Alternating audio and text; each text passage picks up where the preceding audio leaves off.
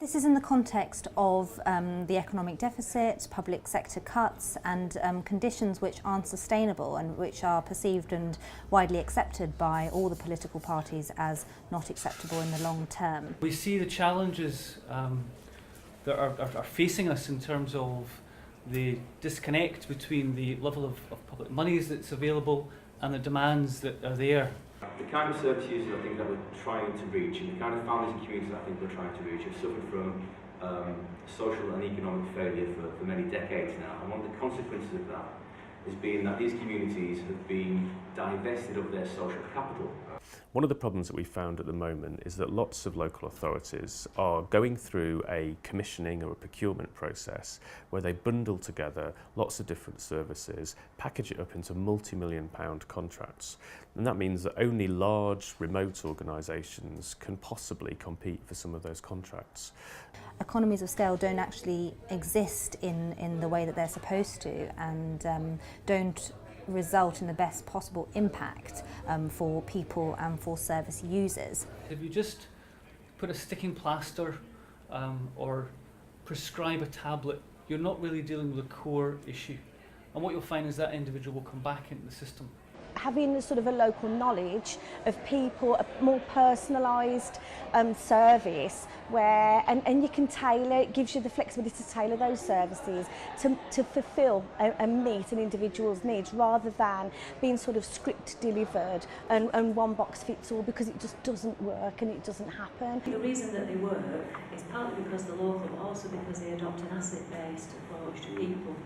So rather than some of my social workers who I'm trying to retrain at the moment to stop going into a situation with a prescription pad and saying what's wrong with you, what do you need, it's really what have you got, what can we build on, what can you contribute and how can I help you maximise your potential. Organisations that are locally rooted, that have very strong local community and staff engagement deliver higher quality, more productive services that are safer to the end user. And I think as we go into a situation where we've got lots more demand on our health and social care services, we need to make sure that A, they're safe, and B, that they're value for money. Sometimes, frankly, it's only somebody else who's had that problem that gets it.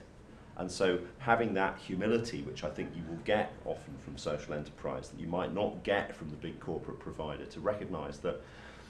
actually the person sitting next to the person, you know, not the service provider, might be the best person to help them. So we've said we will do certain things as an organisation in return for people behaving and acting differently. So it's about demand management, but it's also about behaviour change and improvement and working with the community and voluntary sector. I think having service users actually making us as service deliverers accountable is really important, and that's allowed us to co-produce services with them. So rather than just them being the problem all the time, we often find the solution within the people that we're there to help. So we always start from an asset-based approach and use our 600 local members as part of that kind of process to deliver and also to design services. We're busy at the moment weaving in all the additional services into these centres, such as increased employment support, learning opportunities, ESOL, volunteering, community organising, healthy eating, vegetable, the list goes on. All of those things are outside the scope of the contract that we provide. I think it's incumbent on all of us to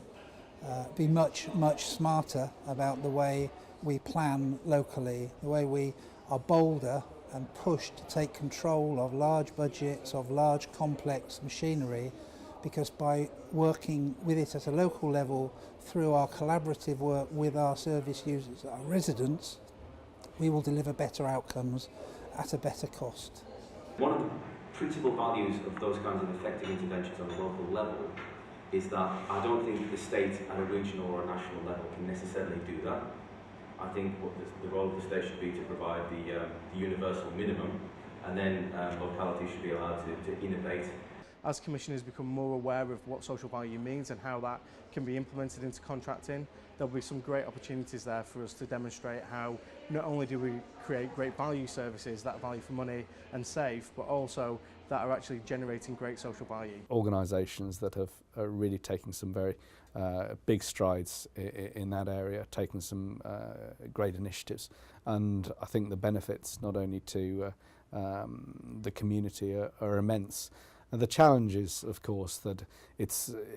to get more traction, it's to get more people understanding, and to provide guidance not only to the organisations, the voluntary sector, but also to the local authorities to make sure that everybody's on the same page, everybody's got buy-in, and everybody can see the long-term outcomes that can be achieved. There's a better way of doing things, and that means thinking about the longer term economic benefits rather than the short term perceived savings that commissioners can make. One of the things I think we're finding is that argument is being understood more by commissioners, it is being understood more by local councillors, but it's not being seen enough at the moment. So we want everybody to join our campaign, to talk about how much they value local services, to talk how much they want to see more early intervention in their local neighbourhoods rather than all the money that's being available going on crisis interventions when problems are already very, very ingrained with people. And we think that local approach can help with that early intervention, it can save money, and more importantly treat people with respect and dignity when providing services.